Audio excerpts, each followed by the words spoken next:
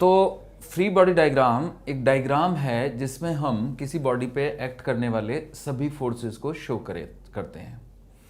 A diagram showing all the forces acting on a body is called free body diagram. तो असल में अगर हमें किसी बॉडी के एक्सेलेरेशन को पढ़ना है, कितना एक्सेलेरेशन है, एनालिसिस करना है, तो हम हर एक बॉडी का फ्री बॉडी डायग्राम बनाते हैं, उस पर लगने वाले सभी फोर्सेस को शो करते हैं और फिर न्यूटन के लॉज अप्लाई करते हैं। ठीक है बच्चों, चलिए समझते हैं। लेट अस अंडरस्टैंड कि कैसे हम करेंगे। देखो एक एग्जांपल मैं आपको देता हूं सिंपल सा। सपोज करें कि ये एक टेबल है, इस टेबल पे ये दो ब्लॉक्स हैं, इसका नाम है B, मास है M2, और इसका नाम है A और मास है M1। ठीक है, तो मान लीजिए कि मुझसे कहा जाता है कि आप A का फ्री बॉडी डायग्राम बनाइए। तो ध्यान से सुनिए, A का free body diagram FBD of A। तो मैंने यहाँ पे A को कंसिडर किया। A का खुद का मास M1 है, तो इस वजह से अर्थ इस पर एक फोर्स लगाएगी जिसकी वैल्यू होगी M1G, नीचे की तरफ लगेगा ये, और इसको हम कहेंगे वेट या फिर force exerted due to gravity, force of gravity. अब अगर इस बॉडी पे एक फोर्स लग रहा है तो ये तो टेबल है हमारी, टेबल तो रेस्ट में है हमारी, तो जाहिर सी बात है कि ब्लॉक B भी रेस्ट में है और उसके ऊपर रखा हुआ ब्लॉक A वो भी रेस्ट में है। ये फोर्स लग रहा है, तो अकॉर्डिंग टू न्यूटन्स लॉज अगर फोर्स है तो रेस्ट तो नहीं हो सकता। तो जाहिर सी बात है कि कोई एक फोर्स और है जो इसको कैंसिल कर रहा है। कौन सा है वो फोर्स? वो फोर्स का नाम है नॉर्मल रिएक्शन। तो इसको मैंने N1 नाम दे दिया है। तो N1 is the normal reaction exerted by B on A। समझे बच्चों? N1 is the normal reaction exerted by B on A। Clear है? तो ये दोनों फोर्सेस A पे लग रहे हैं, N1 ऊपर की तरफ लग रहा है, M1 नीचे की तरफ लग रहा है। तो N1 में से जाएगा M1G, तो बचेगा 0। क्यों बचेगा 0? क्योंकि इस ब्लॉक का कोई मोशन नहीं है, क्योंकि ये टेबल पे है और टेबल रेस्ट पे है, तो इसलिए ये भी रेस्ट पे है, तो रेस्ट पे है तो नेट फोर्स 0। अब इसको मैं कह सकता हूं this is the equation of Newton's first law. Clear है? I can say this is the equation of Newton's first law. अब मान लीजिए मेरे से कहा जाता है कि मैं फ्री बॉडी डायग्राम बनाऊं B का, FBD ऑफ B। तो देखिए FBD ऑफ B, तो B ये है। अब सुनिएगा, ध्यान से सुनिएगा, ये N1 कौन सा फोर्स है?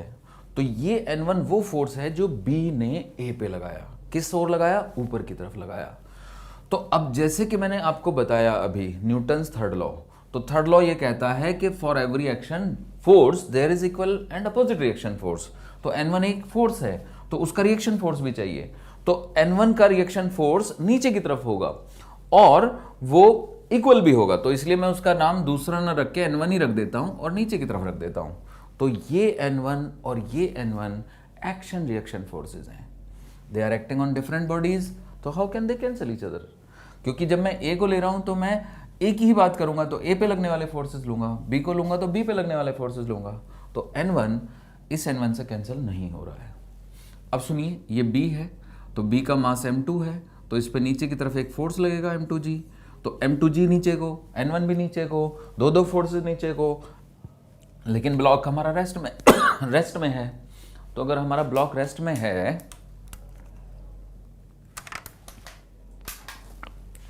और इस पे दो फोर्सेस नीचे लग रहे हैं, तो जाहिर सी बात है कि कोई ना कोई फोर्स तो ऐसा होगा ना जो इन दोनों को काउंटर बैलेंस करेगा। वो है N2, नाम मैंने उसका N2 रख दिया है। और ये N2 वो रिएक्शन फोर्स है जो एग्जर्ट किया है टेबल ने। अब टेबल इतनी मजबूत होनी चाहिए कि वो इन दोनों को मतलब N2 यानी सफिशिएंट नॉर्मल रिएक्शन प्रोवाइड कर सके, रोकने के लिए सफिशिएंट फोर्स प्रोवाइड कर सके। क्लियर है बच्चों? तो अगर मैं आपसे पूछूं कि N1 बड़ा है या N2, तो आप कहेंगे सर N2 बड़ा है। अगर मैं कहूं कि M2G बड़ा है या N2 बड़ा है, तो आप कहेंगे सर N2 बड़ा है।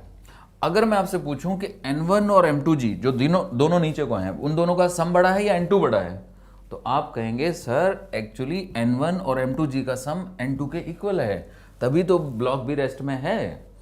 तो बच्चों N2 में से आप N1 का और M2G का सम माइनस करेंगे तो आएगा 0। यहाँ पे एक लाइन बना देते हैं। तो ये हमारी सिचुएशन है B के लिए और ये हमारी सिचुएशन है A के लिए, और ये न्यूटन फर्स्ट लॉ की इक्वेशन है।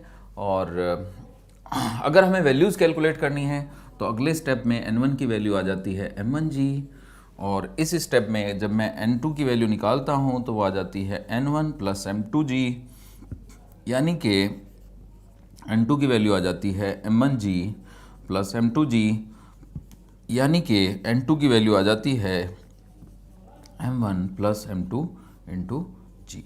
ठीक है बच्चों, आई होप आपको थोड़ा सा आइडिया मिला कि FBD क्या है। और थोड़ा सा एक आप बात मैं आपको बताता हूँ, सुनिएगा। ये हमने A का FBD बनाया, तो जब हम A का FBD बना रहे थे तो हम A को कंसिडर कर रहे थे, तो हमारे माइंड में केवल A चल रहा था। तो हम सोच रहे थे कि A पे कौन कौन से फोर्सेस लग रहे हैं। जब हमने B का FBD बनाया तो हमारे दिमाग में सिर्फ B था, B हमारे फोकस में था, B के बारे में सोच रहे थे, B पे लगने वाले फोर्सेस के बारे में सोच रहे थे। तो कुल मिला के अगर हमें ये देखना है कि क्या हम A और B को एक सिंगल एंटिटी की तरह से ट्रीट कर सकते हैं, तो आंसर है यस वी कैन ट्रीट। तो उसको हम सिस्टम कहते हैं। यानी कि इस केस में जब मैं A का FBD बना रहा हूं तो मेरा सिस्टम A है, जब मैं B का FBD बना रहा हूं तो मेरा सिस्टम B है, और अगर मैं A और B को एक कंबाइंड ले रहा हूं तो मेरा सिस्टम A और B है। यानी FBD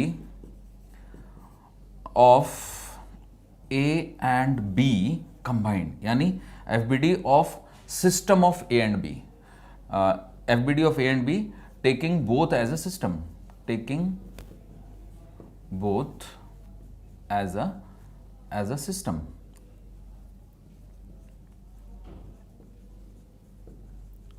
तो अगर मैं A और B को एक सिस्टम ले लूं तब क्या होगा बच्चों? तो ध्यान से सुनिए। सपोज करिए कि मैंने ये A और B को एक सिस्टम ले लिया है, तो मैं एक डॉट से भी रिप्रेजेंट कर सकता हूं, जरूरी नहीं है मुझे ब्लॉक ही बनाना है। तो ये मेरा A और B का सिस्टम है, तो मैं सिर्फ A और B के बारे में सोच रहा हूं। तो A B पे एक फोर्स लगाएगा, B A पे एक फोर्स लगाएगा, दोनों एक दूसरे पे लगाएंगे।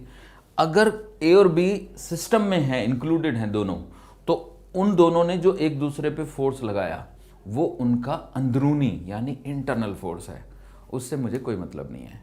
क्योंकि जब हम एक कार को लेंगे तो कार के डिफरेंट पार्ट्स एक दूसरे पे इंटरनली क्या क्या फोर्स लगा रहे हैं उससे मैटर नहीं होता है, उससे कार का मोशन इफेक्ट नहीं होता है। क्लियर? या फिर कुर्सी को ही देख लें तो कुर्सी के डिफरेंट पार्ट एक दूसरे पे फोर्स लगा रहे हैं तो लगा रहे हैं, उससे मोशन थोड़े ना आ जाएगा। आई होप आप समझे। यानी अगर मैं A और B को एक सिंगल सिस्टम ले रहा हूं तो फिर मैं A और B का कंबाइंड FBD बना रहा हूं, तो A का B पे जो फोर्स है और B का जो A पे फोर्स है वो इंटरनल फोर्स है, उसको हमें कंसिडर नहीं करना। यानी हमें N1 को कंसिडर नहीं करना। तो हमें कंसिडर किसको करना है? हमें ग्रेविटी को कंसिडर करना है। तो ग्रेविटी यानी कि M1 plus M2 into G, वो तो लगेगा ही, और टेबल का फोर्स N2 भी लगेगा। ठीक है बच्चों? तो N2 अकेला इस पूरे फोर्स को बैलेंस करेगा, M1 प्लस M2G को। एक्चुअली M1 प्लस M2G भी एक फोर्स है, सिंगल फोर्स है। तो हम कहेंगे कि N2 minus M1 plus M2 into G is equal to 0, यानी कि N2 is equal to M1 plus M2 into G। तो आप समझ सकते हैं कि अगर मुझे N2 चाहिए तो उसके मेरे पास दो तरीके हुए, या तो मैं A का FBD बनाऊं फिर B का बनाऊं और N1 की वैल्यू A के FBD से कैलकुलेट करके इसमें पुट करूं तो N2 निकलेगा, या फिर मैं A और B को एक सिंगल सिस्टम की तरह से ट्रीट कर लूं और बस उसका FBD बना दूं और N2 निकल जाएगा। क्लियर है? चलिए नोट कर लीजिए आप।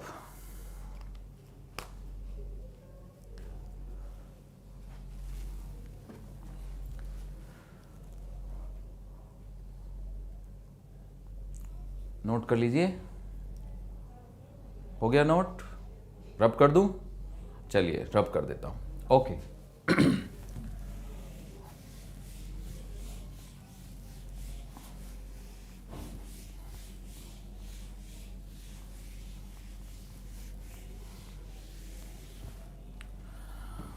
अब बच्चों हम एक और एग्जांपल कंसिडर करेंगे जो कि इससे थोड़ा हैवियर लेवल पे है। तो इमेजिन करो कि हमारे पास एक लिफ्ट है और उस लिफ्ट में हमारे पास हैं एक है ब्लॉक बी और एक है ब्लॉक ए, बी जिसका मास m2 है और a जिसका मास m1 है, और हमारे पास है एक लिफ्ट, और ये लिफ्ट जो है मान लीजिए ए, उसका भी मास है, mass of lift is m3 and it is moving up with acceleration a.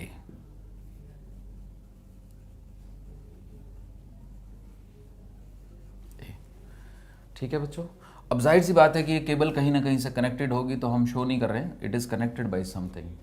ठीक है, लिफ्ट का मास m1 नहीं, सॉरी m3 है, m1 तो ऑलरेडी a का मास है, तो mass of lift is m3 and it is moving up with an acceleration a।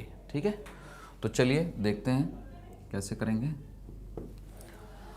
तो बच्चों सबसे पहले FBD of A, FBD of A, ये हमारा A है, A पे हमने एक फोर्स लगाया नीचे की तरफ m1g, एक्चुअली हमने क्या, ग्रेविटी ने लगाया, हम कौन होते हैं फोर्स लगाने वाले, तो A पे अर्थ ने एक फोर्स लगाया m1g नीचे की तरफ, और क्योंकि ये ऊपर जा रही है, तो ऊपर तो तभी जाएगी ना जब नीचे से m1g से बड़ा फोर्स लगे, तो वो कौन लगाएगा, तो वो लगाएगा B, तो B ने इस पे एक फोर्स लगाया है N1।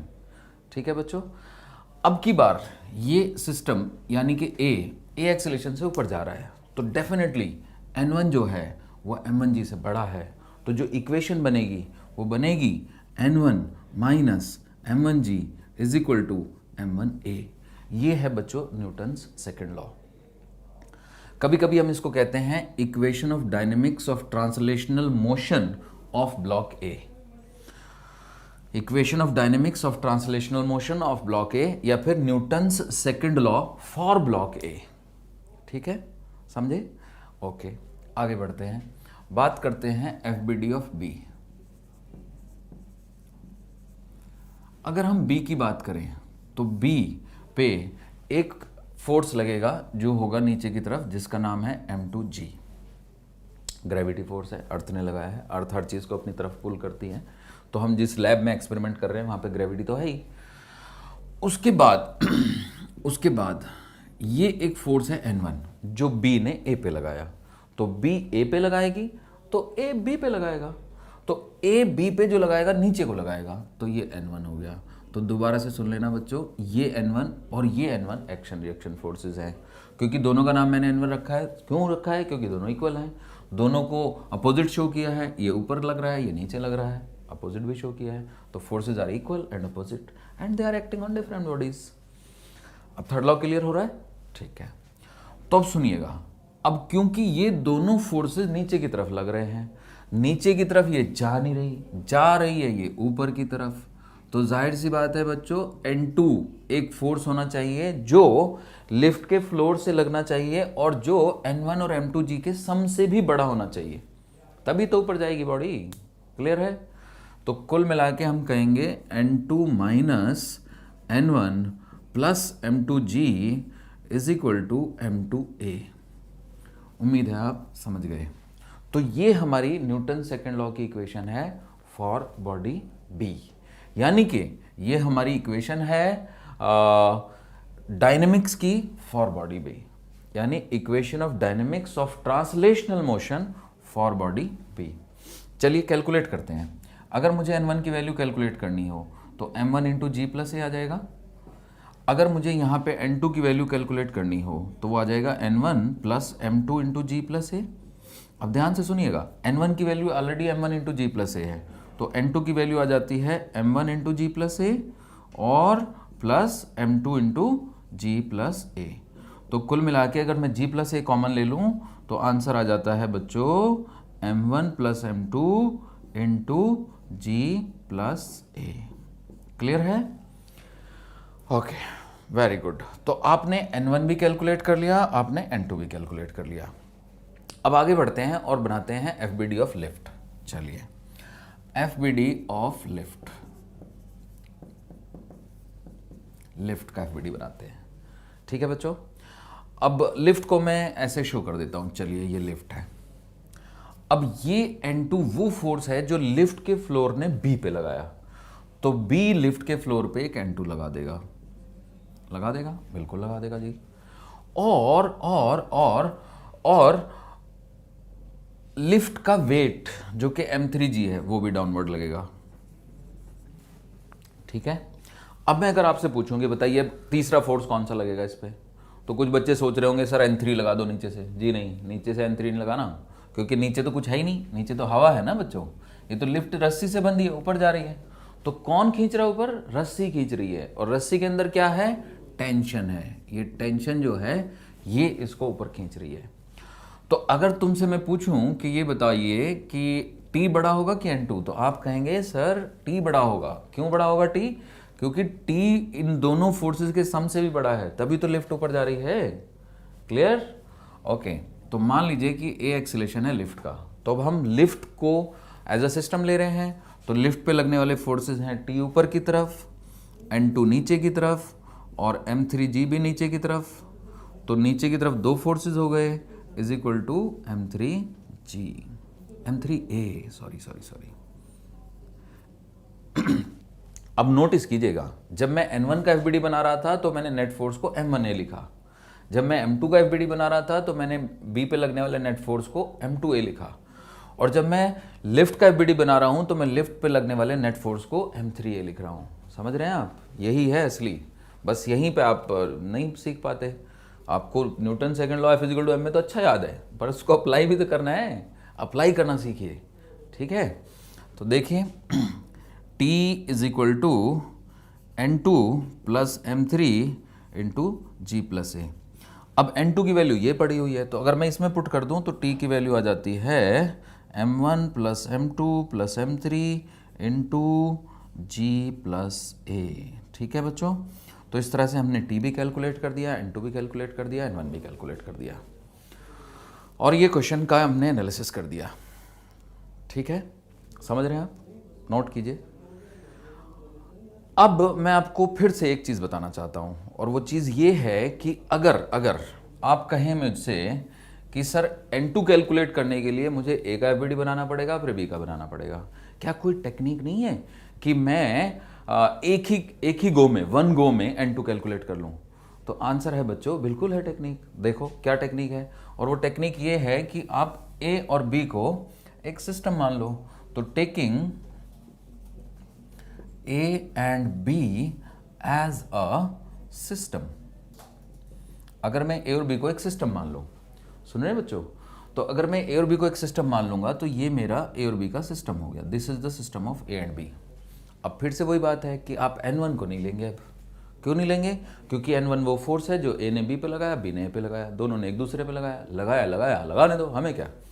क्लियर है? अब हमें कुछ नहीं, क्योंकि अब वो उनका अंदरूनी फोर्स है। क्लियर हुआ बच्चों? अब हमें देखना है ग्रेविटी, यानी अर्थ ने जो फोर्स लगाया वो है M1 plus M2 into G, और लिफ्ट के फ्लोर ने जो फोर्स लगाया वो है N2। अब ये सिस्टम जा रहा है ऊपर A एक्सेलेरेशन से, सही है जी? तो कौन बड़ा है, N2 बड़ा है या M1 प्लस M2 G बड़ा है?